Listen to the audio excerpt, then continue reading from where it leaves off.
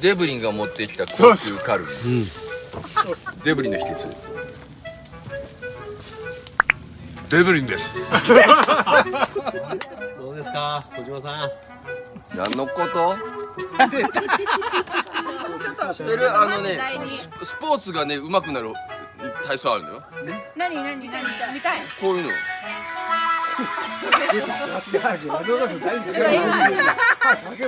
で、朝なんて言ってるんですか。朝はね、朝起きたら、ラジオ体操第一、あ、お腹出た。